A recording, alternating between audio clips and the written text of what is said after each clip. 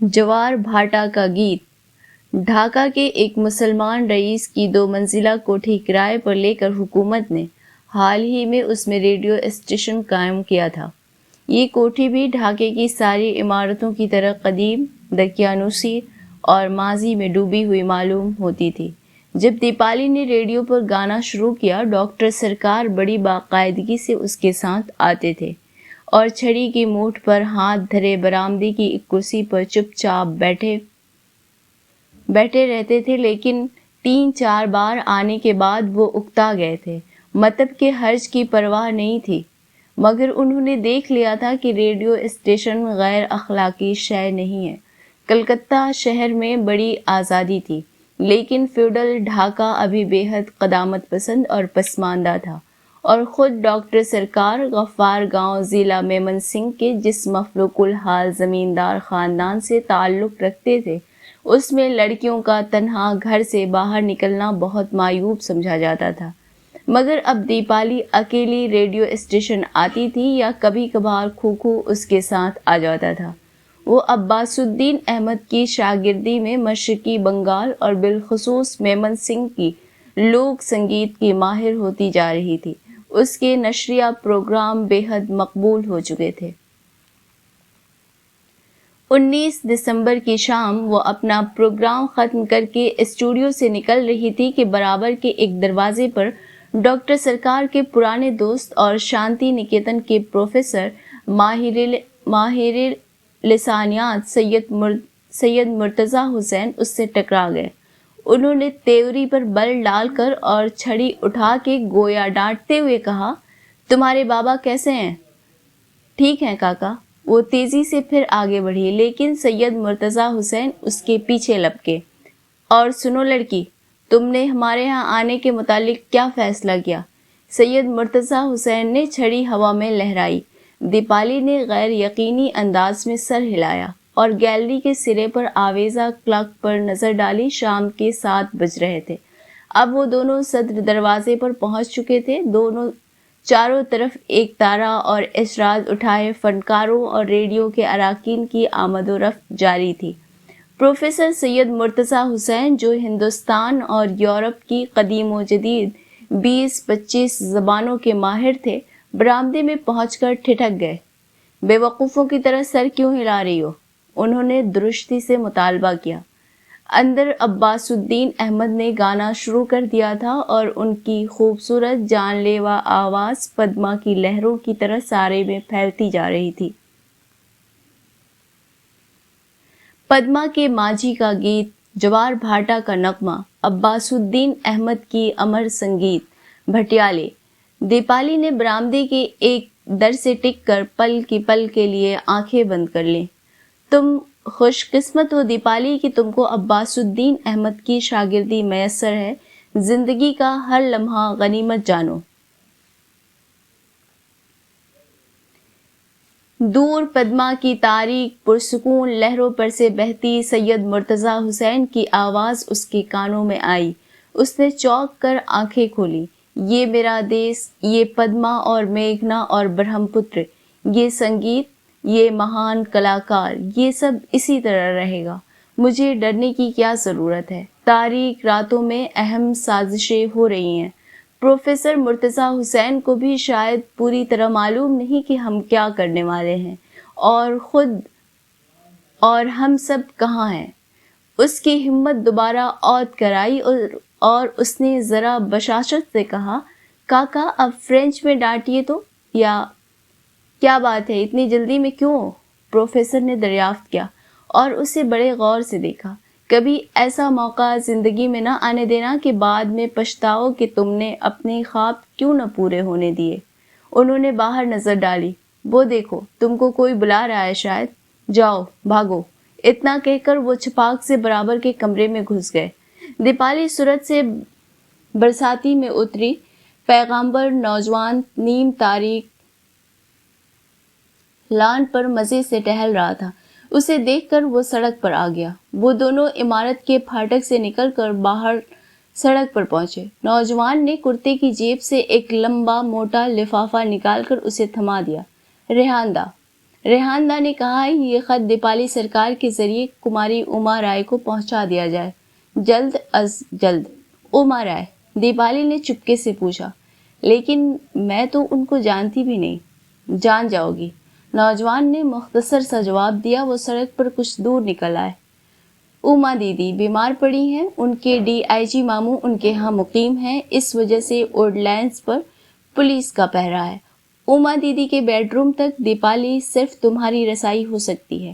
نوجوان نے پھر بات شروع کی، چلو تم کو سریندر دا سے ملواؤں، میری جگہ اب یہ تم سے رابطہ رکھیں گے، میں بارسال جا رہا ہوں۔ وہ دونوں تنگ اور نیم تاریک سڑک پر ذرا اور آگے بڑھے۔ ایک دیوار کے سائے میں سے ایک اور نوجوان ان کا منتظر تھا۔ ہیلو دیپالی، اس نے بے تکلفی سے کہا۔ سریندر دا، دیپالی نے حیرت سے آنکھیں پھیلائیں۔ آپ کھلے خزانے گھوم رہے ہیں؟ کیا معافی مانگ لی؟ اس نے غصے سے پوچھا۔ نوجوان ہنس پڑا۔ تم نے دیپالی میرے متعلق غلط افواہ سنی تھی، میں ابھی بلیک لسٹ پر نہیں ہوں۔ تم وہی کلاسیکل ریولوشنری کے زمانے کی بات کرتی ہو، اب تکنیک بدل چکی ہے۔ میرے کاکا کلاسیکل ریولوشنری تھے، دیپالی نے اداسی سے کہا۔ وہ تینوں سر جھکائے تیز تیز چلتے گھوڑا گاڑی اسٹینڈ کی طرف بڑھنے لگے۔ وہ ساڑیاں تمہاری بک گئیں پورے 550 میں، سریندر مکھرجی نے سگریٹ سلگانے کے بعد دیا سلائی جھٹک کر ایک طرف پھینکتے ہوئے کہا۔ اچھا، دیپالی کا دل ڈوب گیا۔ ہاں، سریندر مکھرجی نے بے پرواہی سے جواب دیا۔ جن صاحب کے پاس ہم یہ ساڑیاں لے کر گئے، وہ تو ان کو دیکھ کر بالکل اچھل پڑے، کہنے لگے بھائی یہ تو میوزیم پیس ہیں، فوراً کلکتہ میوزیم کے لیے خریدواتا ہوں۔ اور مزے کی بات یہ، سریندر مکھرجی نے سگریٹ کی راکھ جھٹک کر بات جاری رکھی، مزے کی بات یہ کہ قیمت جانتی ہو کس نے ادا کی؟ خود ڈسٹرکٹ مجسٹریٹ نے، مسٹر کینٹویل نے، مسٹر کینٹویل ICS نے، سریندر نے جواب دیا۔ او ماں، خاندانی یادگاروں کے بکنے کا وقتی غم بھول کر دیپالی کھلکھلا کر ہنس پڑی۔ روپیہ ریحان دا کو وقت پر پہنچ گیا، کام شروع ہو چکا ہے۔ سریندر مکھرجی نے بات ختم کی۔ وہ پالکی گاڑیوں کے اڈے پر چوراہے کے مدھم لیمپ کے نیچے پہنچ چکے تھے۔ سریندر مکھرجی ایک لخت چھلاوے کی مانند رات کے کوہرے میں نظروں سے اوجھل ہو گیا۔ دیپالی سرکار جو اس طرح کی چھلاؤں کی عادی ہو چکی تھی، سکون سے ایک گھوڑا گاڑی کا دروازہ کھول کر اس میں سوار ہوئی۔ پیغامبر نوجوان مقابل کی سیٹ پر بیٹھ گیا۔ مسلمان کوچوان نے نحیف و نازار گھوڑے پر چابک لہرایا۔ گاڑی چرخ چوں کرتی کچی سڑک کے گڈھوں پر سے گزرتی دیپالی کے گھر کی سمت روانہ ہو گئی۔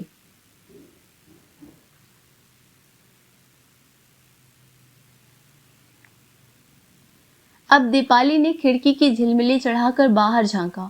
اسی راستے پر آگے جا کر ارجمند منزل تھے جس میں جہاں آرا رہتی تھی۔ جہاں آرا جو اس دھندلی داستان کے آخری صفحات پر زندہ تھی جس کے مصنفوں نے جہانگیر نگر آباد کیا تھا۔ اسی راستے پر اونچے اونچے مغرور درختوں کے پیچھے DM کا بنگلہ تھا۔ اس بنگلے میں رہنے والا ولیم کینٹویل اس داستان کا ایک اہم کردار تھا جس کے مصنفوں نے جہانگیر نگر کو اجاڑا تھا۔ اسی راستے کے اختتام پر ووڈ لینڈز تھا۔ نئی داستان کے مصنفوں نے جہانگیر نگر کے فاتحین کے تعاون سے اپنے لیے کیسے کیسے ووڈ لینڈز تعمیر کیے تھے۔ دیپالی شادہ و فرحہ تھی کہ ایک نئے ڈرامے میں حصہ لے رہی تھی جس کے لیکھک ارجمند منزل اور DM's ہاؤس اور ووڈ لینڈز کی بنیادیں ہلانے والے تھے۔ دیپالی کی آدرش وادی زندگی میں وقت بڑی مکمل تھی، جس زندگی میں مہربان، سمجھدار، دردمند رفیق اور ساتھی موجود تھے۔ سب مل کر خطروں کا چیلنج قبول کر رہے تھے، آگے بڑھ رہے تھے۔ اما دیوی سے ملنے کی خوشی میں وہ رات بھر سو نہیں سکی تھی۔ اندیکھے ریحان دا نے ایک اہم پیغام رسانی اس کے سپرد کی تھی۔ ریحان دا جیسے بڑے نیتا اسے اب گویا اپنے اندرونی حلقے میں شامل کر چکے تھے۔ خوشی کے مارے اس کا بس نہ چلا کہ پر لگا کر اما رائے کے پاس پہنچ جائے۔ لیکن ووڈ لینڈز کے فاٹک پر کانسٹیبل کھڑا دیکھ کر وہ دھک سے رہ گئی۔ بیگ مضبوطی سے تھام کر وہ جلدی سے نیچے اتری اور کانسٹیبل سے کہا، اوما رائے کی پرانی شاگرد ہے۔ کانسٹیبل نے بے پرواہی سے سر ہلایا۔ غالباً دیپالی کو اتنا گھبرانے کی ضرورت نہ تھی۔ عبدالقادر کو کرایہ ادا کرنے کے بعد وہ چند لہجوں کے لیے پھاٹک پر ٹھٹکی اور گاڑی کو واپس جاتے دیکھتی رہی۔ دفعتاً اسے محسوس ہوا جیسے وہ اس اجنبی جگہ پر غیر محفوظ اور تنہا رہ گئی ہے۔ عبدالقادر کوچوان حکام اور امراء کی اس انجانی دنیا میں اسے اکیلا چھوڑ کر سر جھکائے جھٹپٹے کی نیم تاریکی میں ٹک ٹک کرتا دور چلا جا رہا تھا۔ وہ پلٹ کر باغ کی سرخ سڑک پر آئی تو سامنے گھاس پر پولیس کا وردی پوش اعلیٰ افسر ہندوستانی اور ایک وردی پوش اعلیٰ افسر انگریز باتوں میں منہمک گھاس پر ٹہلتے نظر آئے۔ تیز تیز چلتی برساتی میں پہنچی تو سیزر اس پر بھونکا۔ اس نے سراسیمگی سے وہ ماں کا ہلکا سا نعرہ لگایا تو ایک عالی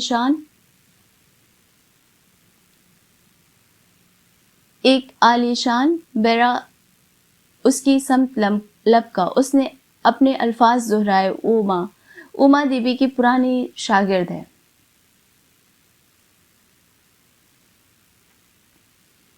چپراسی اندر گیا اور چند منٹ بعد سفید چکن اور سبز پرٹی والا بیرا باہر آیا اور منہ سے کچھ بولے بغیر سر کی جنبش سے اس نے دیپالی کو اندر آنے کا اشارہ کیا۔ وہ ذرا جھجکتے ہوئے طویل گیلری میں داخل ہوئی جس کی دیواروں پر دو رویا بارہ سنگھوں کے سر اپنی کانچ کی آنکھوں سے ہر آنے جانے والے کو گھور رہے تھے۔ سیاہ اور سفید ٹائلوں کے فرش پر سے گزرتے ہوئے دیپالی کو یاد آیا، بیرسٹر رائے کے متعلق مشہور ہے کہ ان کے موکل اشرفیوں سے بھری تھیلیاں لا لا کر ان کے قدموں میں ڈال دیتے ہیں اور ان کی بیوی مسز ارچنا رائے اپنی سینڈلز میں ہیرے جڑواتی ہیں۔ دیپالی سوچنے لگی، اتنی دولت مند اوما دیوی تحریک کی مالی مدد کیوں نہیں کرتی؟ جب ضرورت پڑتی ہے تو ہم جیسے غریب کارکنوں کو اپنے گھر میں سیندھ لگانا پڑتی ہے۔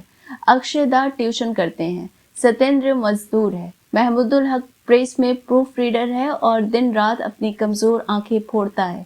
اس طرح جو کچھ بن پڑتا ہے یہ سب لا کر تحریک کی جھولی میں ڈال دیتے ہیں۔ اوما رائے ایک محل میں رانیوں کی طرح رہتی ہیں اور ریحان دا کسی پراسرار دیوتا کی طرح کہیں چھپے بیٹھے ہیں، اور اوپر سے ریحان دا کی طرف سے جو حکم ملتا ہے ہم سب اسے بجا لانے کے لیے مستعد ہیں۔ اب وہ بیرے کے پیچھے پیچھے ایک ہال میں داخل ہوئی جس کے وسط میں سنگ مرمر کی گول میز پر کسی یونانی دیوی کا مرمری مجسمہ استادہ تھا۔ فرش پر شیر کی کھالیں اور بخارا کی قالین بچھے تھے۔ دیواروں کے برابر لہیم شہیم صوفے رکھے ہوئے تھے۔ دیپالی نے ایسی شان و شوکت پہلے کبھی نہیں دیکھی تھی، ارجمند منزل میں بھی نہیں۔ ارجمند منزل بھی بڑی عالی شان کوٹھی تھی مگر وہاں کی ہر چیز بوسیدہ اور مزمحل سی معلوم ہوتی تھی۔ اوما دیوی سے ملاقات کی خوشی نے اسے راستے میں جس قدر مضطرب کیا تھا، اس پرکیف اور جگمگاتے ماحول کو دیکھ کر وہ یکلخت اتنی ہی دل گرفتہ ہو گئی۔ کریم خاں بیرے نے اسے ہاتھ سے اشارہ کیا کہ یہیں ٹھہر جائے۔ بیرا ملاقاتیوں کی اوقات پہچان کر بات کرتا تھا اور ہما شما کو اشاروں ہی پر ٹرخاتا تھا۔ وہ ایک دروازے کا عناوی پردہ اٹھا کر اندر چلا گیا۔ دیپالی ایک کرسی کے کنارے پر ٹک گئی اور حال کی آرائش کو غور سے دیکھنے لگی۔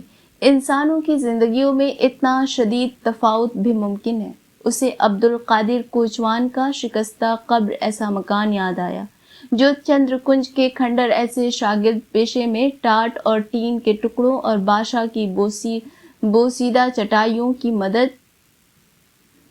مدد سے رہنے کے قابل بنایا گیا تھا۔ اس نے اپنے اجاڑ چندر کنج کا تصور کیا جس کے خالی مطب میں بابا ان مریضوں کے انتظار میں صبر سے بیٹھے ہوں گے جو کبھی کبھار اس طرف آ نکلتے تھے۔ ڈھاکہ شہر کے ہزاروں لاکھوں نیم تاریک مفلس مکان اور جھوپڑے جن میں لالٹین اور مٹی کے دیے ٹمٹما رہے تھے۔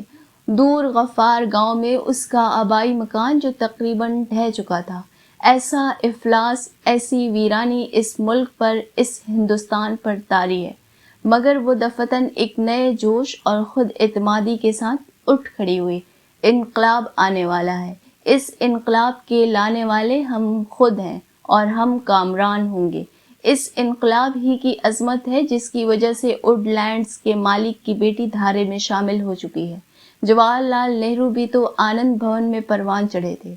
بیٹے نے باہر آ کر پہلی بار اس سے بات کی۔ مس صاحب پلنگ میں تھی، اب اندر جائیے۔ کس طرف؟ اس نے دریافت کیا۔ مس صاحب مارننگ روم میں ہیں، ادھر۔ دیپالی کی سمجھ میں نہ آیا، شام کے وقت اگر مارننگ روم میں ہے تو اسے ایوننگ روم کیوں نہ کہنا چاہیے؟ خیر بہرحال میرے نے بھاری اڑنابی پردہ اٹھایا، وہ اندر گئی، پردہ اس کے پیچھے برابر ہو گیا۔ اب وہ اس بڑے کمرے میں کھڑی تھی جس کے فرانسیسی دریچے کے نزدیک ایک کوچ پر کماری اوما رائے شال اوڑھے، آنکھیں بند کیے، کشنوں کے سہارے نیم دراز تھیں۔ ارے تو یہ ہے اوما دیدی؟ اسے ذرا سی مایوسی ہوئی، مگر فوراً اس نے اپنے آپ کو سمجھایا، یہ میری برزوا رومانیت ہے، میں کسی ناول کے ہیروئن کی متوقع کیوں تھی؟ اوما دیوی ایک فالتو رومانی ہیروئن کی بجائے نئے ہندوستان کی نئی عورت ہیں۔ ہمیں اپنے نیتاؤں کو خواہ مخواہ گلیمرائز نہیں کرنا چاہیے۔ آہٹ سن کر اوما دیوی نے آنکھیں کھولی اور نظر اٹھا کر سامنے دیکھا۔ بڑے بڑے دریچوں والے کمرے میں شفق کی سہانی روشنی پھیل گئی تھی۔ کمرہ ایسا لگتا تھا جیسے باہر باغ میں شامل ہو گیا ہے۔ ہر شے ساکت اور متحیر اور منتظر تھی۔ نمشکار اوما دیدی۔ نمشکار، آؤ آؤ بیٹھو۔ دیپالی کوچ کے مقابل ایک کرسی پر ٹک گئی۔ تب اوما رائے نے تپائی پر سے اٹھا کر اینک لگائی اور نووارد اجنبی لڑکی کو تیکھی گہری ناقدانہ نظروں سے دیکھا۔ آپ کی طبیعت اب کیسی ہے اوما دیدی؟ کیا نام بتایا تھا تم نے؟ دیپالی سرکار۔ جی۔ تم اسکول میں کون سی کلاس میں تھی؟ اوما رائے نے اینک اتار کر ساری کے پلو سے صاف کرنے کے بعد دوبارہ ناک پر جمائی۔ سوری، میں تم کو پہچان نہیں سکی۔ جی، میں اوما دیدی، مجھے سریندر دا نے آپ کے پاس بھیجا ہے، سریندر مکھرجی نے۔ اس نے اپنے بیگ پر ہاتھ رکھ کر نیچی آواز میں کہا۔ وہ اوما دیوی چونک کر اٹھ بیٹھی، ہاتھ بڑھا کر کیوپڈ اور سائیکی کے سروں پر پھیلے سبز جھالردار شیڈ والا بڑا لیمپ روشن کیا۔ شفق کا اجالا تیز برقی روشنی میں ڈوب گیا۔ اب باغ میں پرندے بسیرا لینے کے لیے چہچہا رہے تھے۔ بڑی سردی ہے، اوما دیوی نے شال لپیٹتے ہوئے کہا، یہ کھڑکی بند کر دو۔ دیپالی نے اٹھ کر فرانسیسی دریچے کے سلسلے وار پٹ بند کر دیے اور واپس آ کر کرسی پر بیٹھ گئی۔ اوما دیوی اسے بڑے دھیان سے دیکھ رہی تھی۔ تم کون ہو؟ دیپالی سرکار۔